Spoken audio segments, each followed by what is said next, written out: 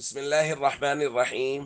عن عائشة رضي الله تعالى عنها قالت: قال رسول الله صلى الله تعالى عليه وسلم: السواك مطهرة للفم ومرضاة للرب. رواہ الدارمی۔ نبی کریم صلی اللہ علیہ وسلم نے ارشاد فرمایا: مسواک منہ کو صاف کر دیتی ہے اور پروردگار کو راضی کر دیتی ہے۔ دوستو، مسواک کے بہت سے فائدے ہیں۔ نبی کریم صلی اللہ علیہ وسلم نے اس روایت میں دو فائدے بیان فرمائے ہیں۔ ایک تو یہ کہ یہ منہ کو صاف اور پاکیزہ کر دیتی ہے، اور دوسرا یہ ہے کہ یہ اللہ کو راضی کر دیتی ہے۔ اور ظاہر ہے یہ کتنا بڑا فائدہ ہے کہ مسواک کرنے سے اللہ کی رضا حاصل ہوتی ہے۔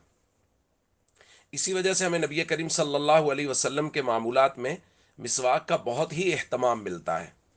ابن عباس رضی اللہ تعالیٰ عنہما نے جو رات نبی کریم صلی اللہ علیہ وسلم کے گھر گزاری، اس کا حال بیان کرتے ہوئے وہ ارشاد فرماتے ہیں: فلما استيقظ من منامی، جب حضور نیند سے بیدار ہوئے، اتا طہورہ، حضور اپنے پانی کے پاس آئے جہاں سے حضور نے وضو کرنا تھا، فاخذ سواکہ فاستاک، اور حضور علیہ الصلاۃ والسلام نے مسواک لی اور سب سے پہلا کام کیا کیا؟ مسواک کی۔ اسی طرح نبی کریم صلی اللہ علیہ وسلم نے صحابہ کرام کو بھی اس کی بارہا تاکید فرمائی، بلکہ ایک روایت میں تو فرمایا: اکثر تو علیکم فی السواک، میں نے مسواک کے معاملے میں تمہیں بارہا تاکید کی ہے کہ مسواک ضرور کرنی چاہیے۔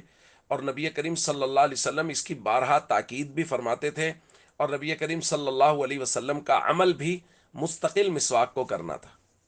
تو اس لیے ہمیں اس معاملے میں بہت زیادہ اہتمام کی ضرورت ہے۔